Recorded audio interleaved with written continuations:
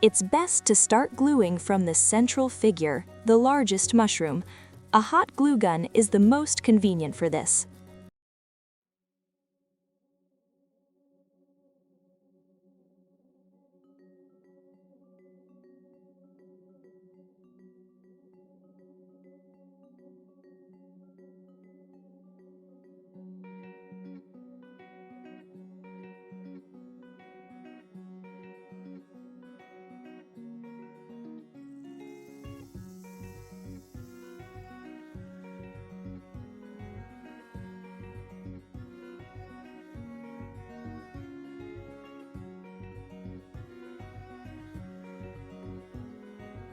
I test the placement of the mushrooms and choose which one to attach to the side.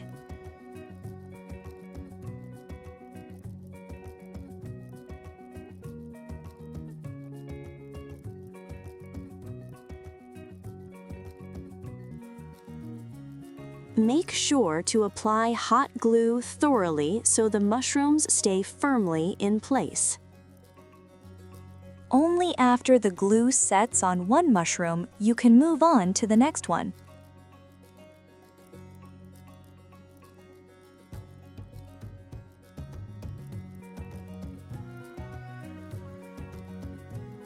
I attach the mushrooms going in a circle.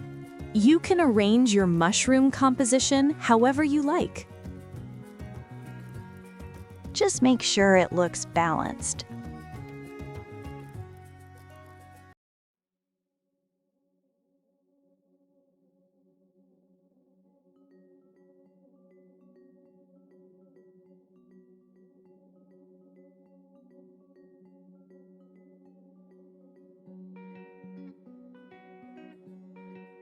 Turn it and check from all sides. If you're happy with the placement, secure it with foil. The foil will also help build up the base volume.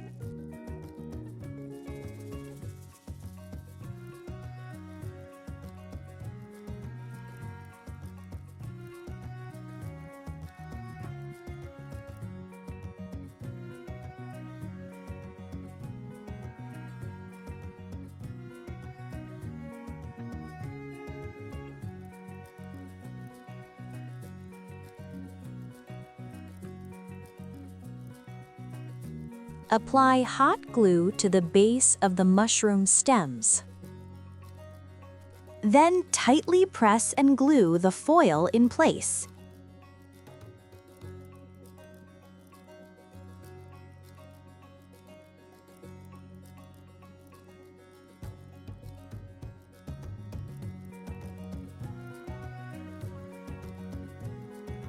Press the foil firmly onto the wooden base so it holds the mushrooms in place.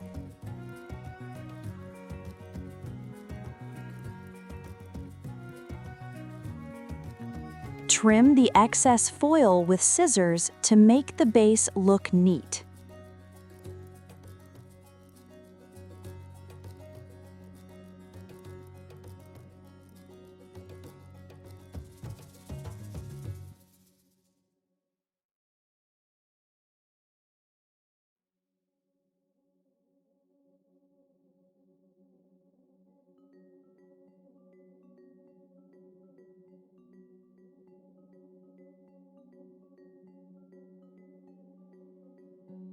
Fill all the empty spaces with foil. This will secure the mushrooms firmly in place.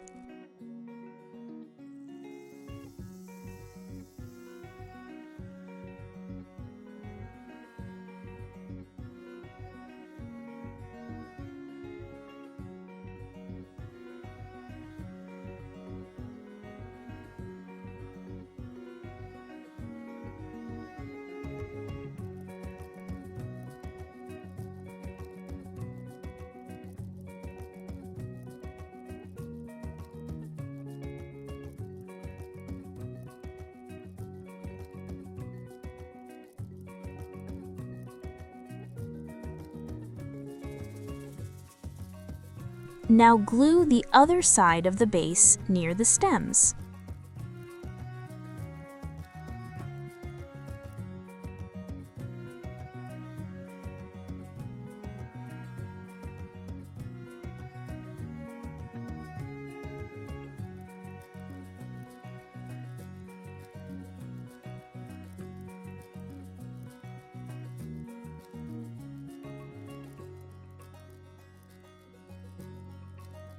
Continue gluing foil, filling in all gaps between the mushrooms.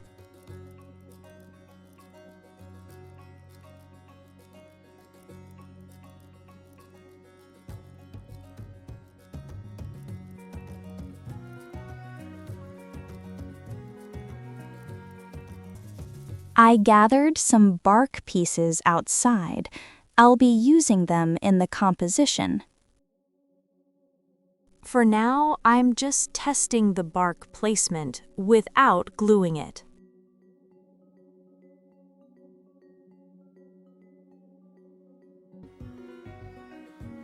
First, I need to cover the foil with papier-mâché pulp.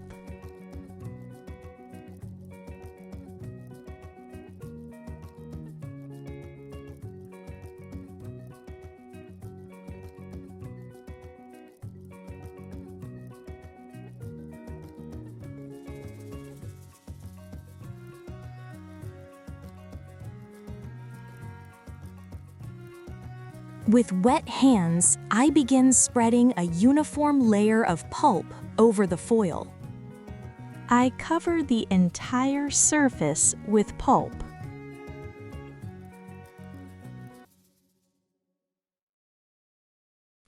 Don't forget to fill the gaps between the mushroom stems with pulp.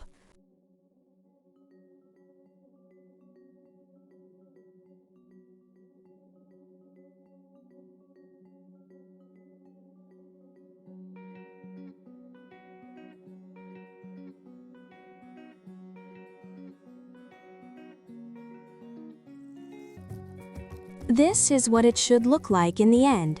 Leave it to dry completely.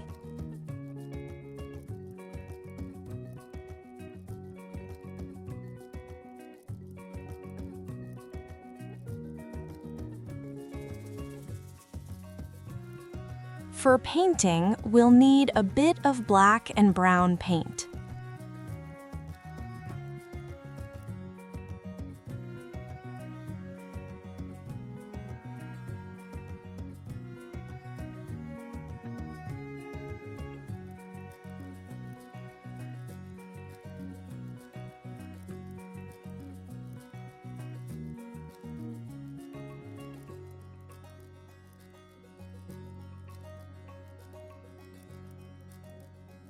Paint the papier-mâché hill.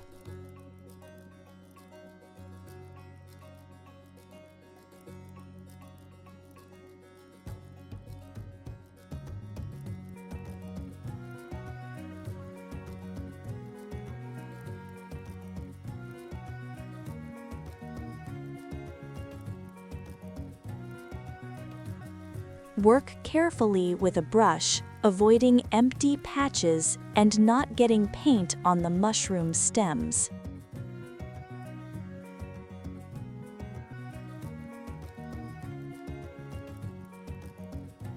Now grab some PVA glue. Add it to the paint. The ratio of paint to glue should be 60-40.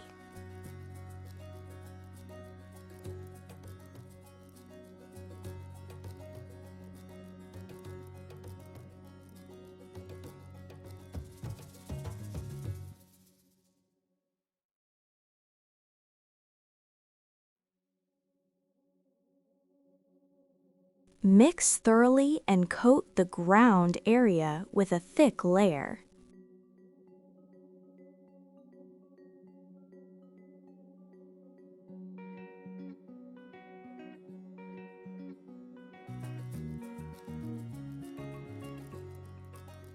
For the soil texture, I'll be using ground coffee. You can use either fresh or used coffee grounds. Generously sprinkle the coffee over the painted area while it's still wet.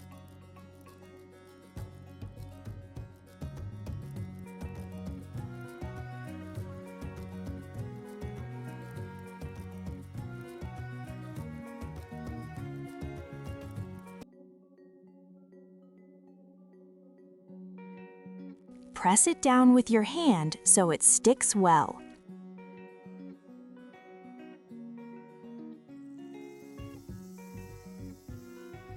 Leave it to dry completely. Once dry, use a brush to sweep off any loose coffee particles from the sides to keep your workspace clean.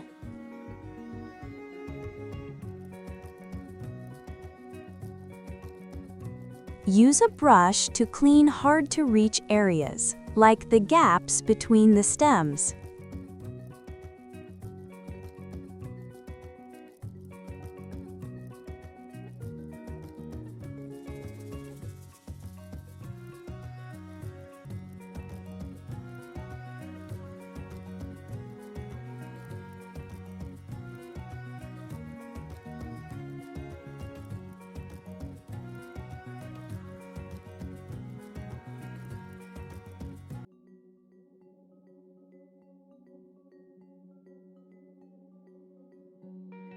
Now it's time to glue the bark. Trim the bark from the bottom so it doesn't interfere with the base standing flat.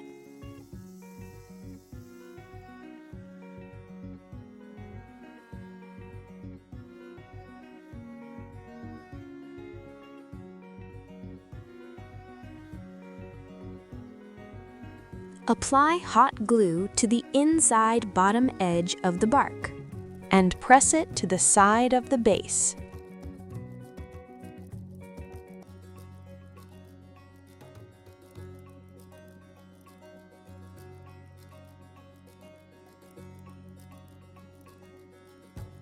Keep gluing bark pieces around the edge of the wooden slab.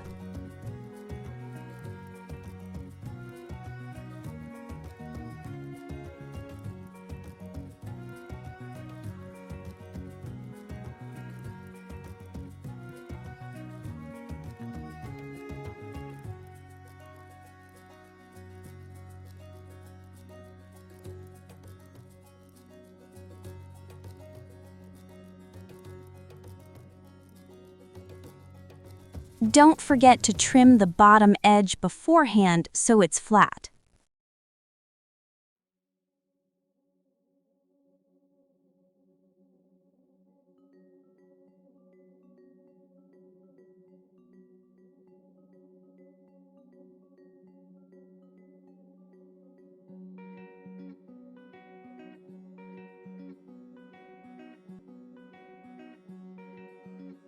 I decided not to cover the front side with bark.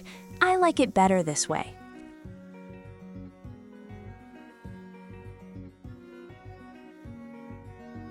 To add realism, I'm using preserved moss. This moss is almost eternal and won't spoil. You can find it on AliExpress in different shades.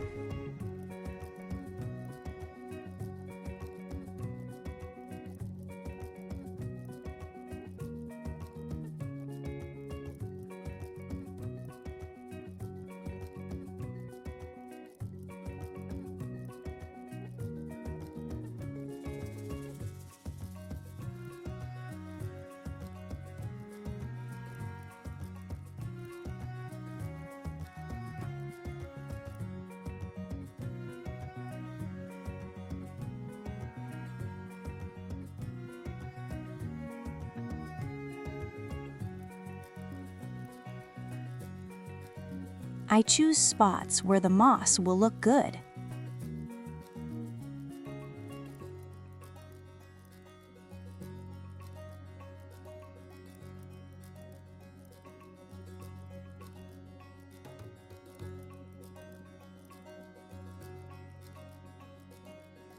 Then apply hot glue to it. And attach the moss. In tight spaces, press it with a utility knife or other tool. This also protects your fingers from burns.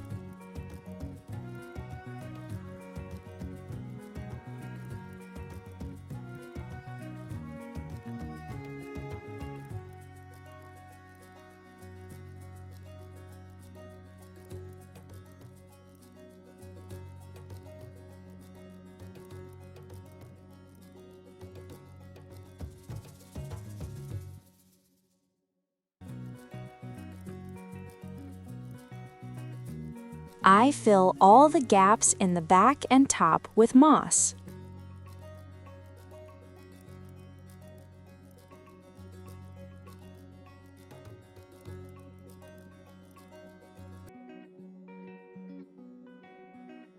But I leave the front of the composition open. I like the look of the exposed soil made from coffee.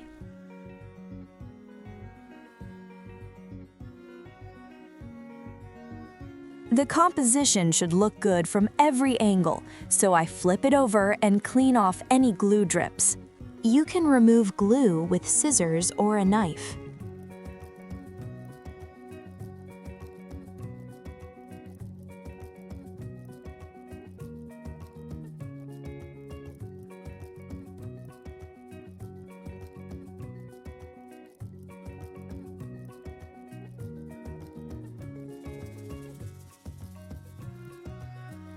But that's not enough.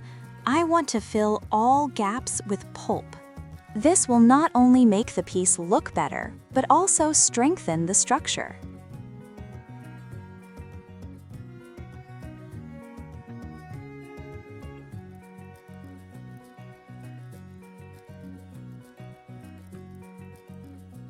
Carefully fill all the spaces between the bark and the base slab with pulp.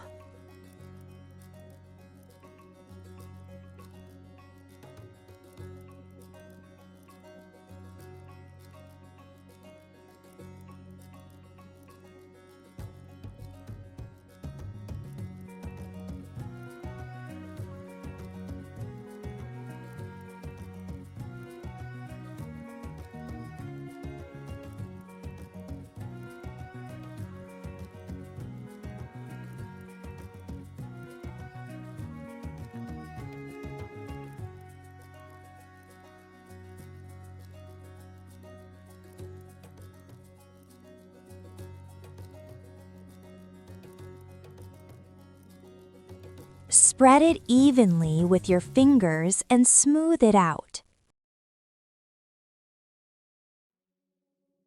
I also cover the side gaps with pulp.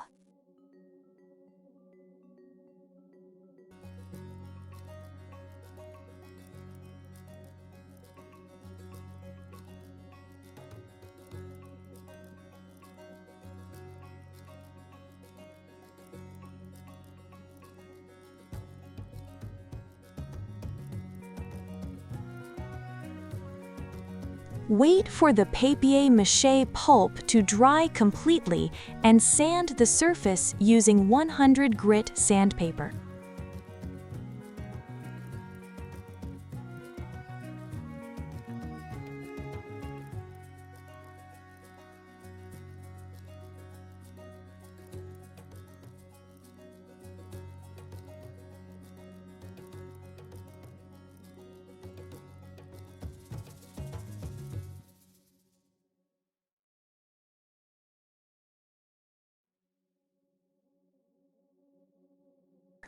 To make the areas with pulp blend in, tint them to match the composition using brown and black paint.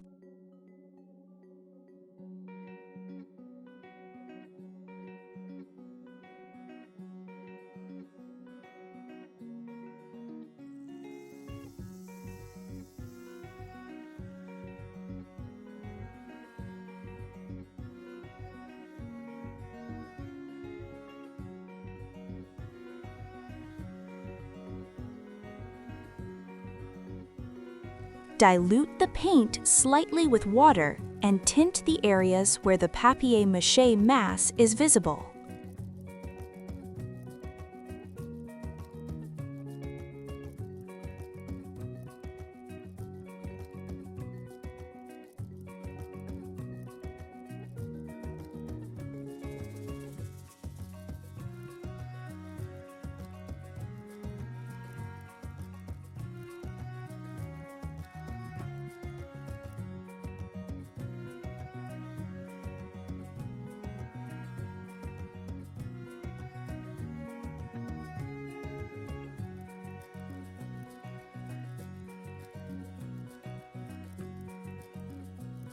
Try to match the color so the tint blends in seamlessly with the overall composition.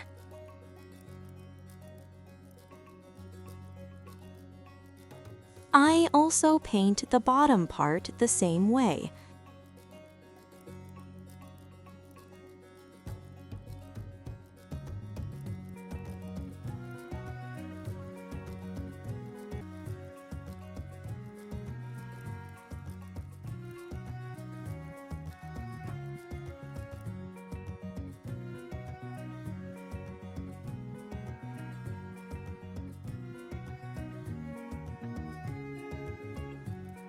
You can paint the entire underside, but I prefer the natural wood texture and color, so I leave the center of the base unpainted.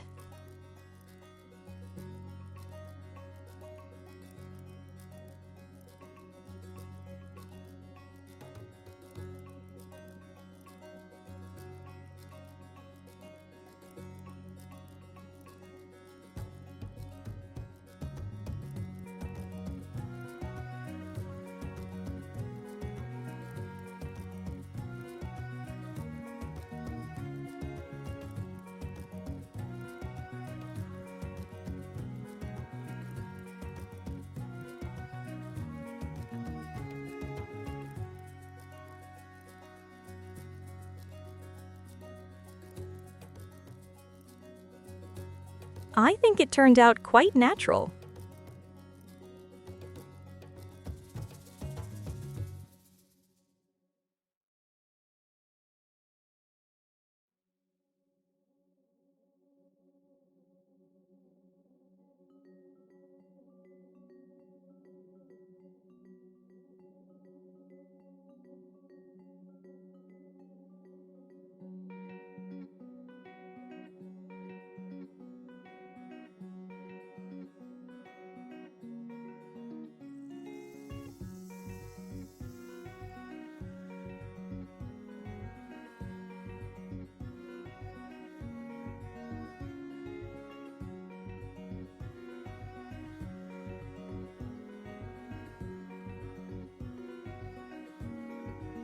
The final step is to coat the composition with varnish to preserve the paint and protect the mushrooms from moisture. For amanitas, I like to use matte varnish in a spray can.